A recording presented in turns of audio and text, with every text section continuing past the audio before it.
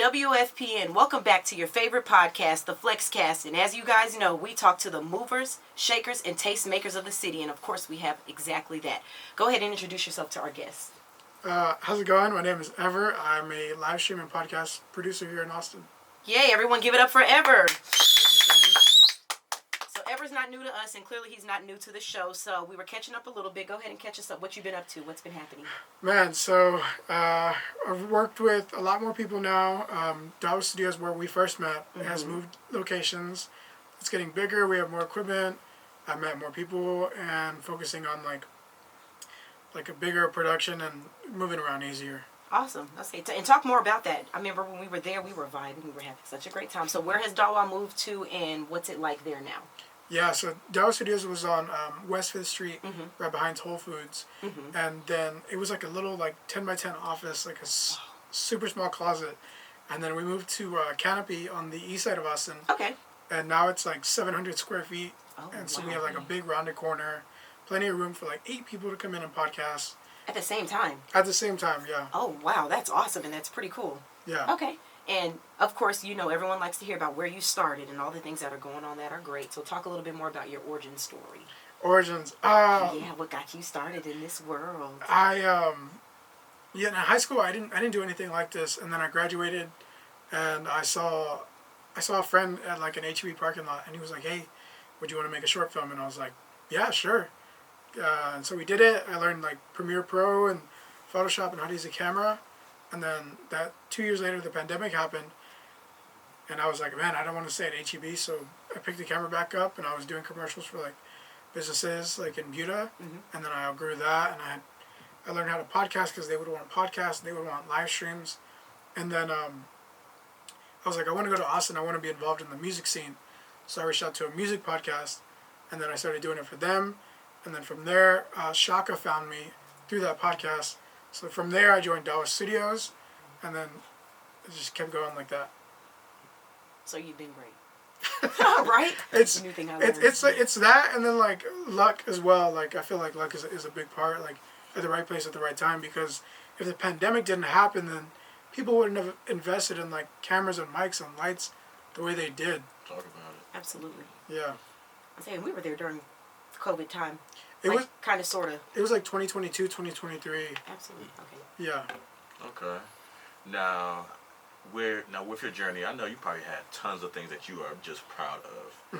Now, over this past year, what's like one thing that like sticks out that like you are mostly proud of that you have accomplished? Oh man, does it have to be like? I mean, it could be more than one. Really, talk about anything that in this past year that you really are proud of. I mean, just like last week, I was working a gig, and they told me it was Erin from Where Y'all At. She was like, Ever, thank you for always being like prepared and like over prepared. Sometimes like I'll have like bring more equipment than I should, and it helps everybody because like we were doing a DJ set and like performance, and it got dark. Oh. But I had lights, and so I put the lights up, and I was like, this is gonna help me. This is gonna help the photographers, the videographers. So like I love that, like and helping like the people around me, because if they have work, then they need me. They can call me. Other things is like the stuff that I do at Dawa, like all the podcasters that I meet.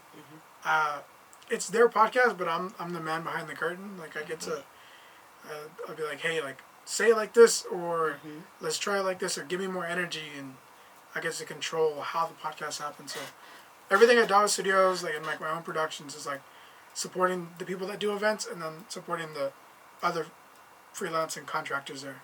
Those are like my greatest accomplishments. Okay.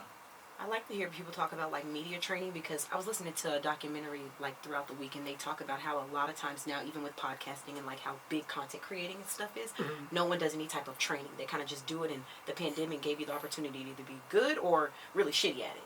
Yeah. So I think it's pretty cool. I mean, I remember what it was like having your direction.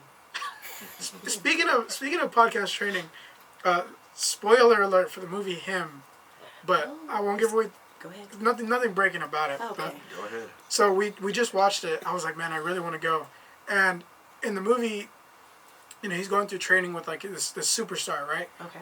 Like the young quarterback is training with the great old GOAT quarterback, and the GOAT's like, okay, today we're doing media training, and he takes them through like rigorous media training. He's like, here's an interview, here's like 100 people around you, here's like lights, cameras, flashing, and like they go through that training, and you can really tell the difference, like when people are comfortable with the camera and mic and when they're not. Absolutely.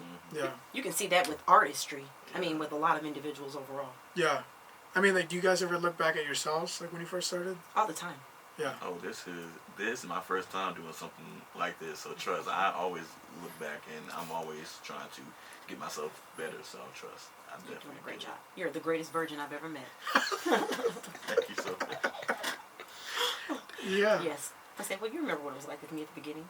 I'm always a little socially awkward. Yeah. And then I get social. Uh-huh. It kind of just depends on the day. Okay. Oh. I think it all depends on my mood. But enough about us. Talk a little bit about what's next with Dawa, what's next with you and all your things. What can the people expect from you? All right. So we got a couple things cooking up at Dawa Studios. You can find us at dawahills.org, DAWAHEALS.org. We're getting new equipment. We're going to get 2 editing stations so people can come and record on Tuesdays and Wednesdays. And alongside Tuesdays and Wednesdays, we're going to have 2 computers set up so they can come and edit.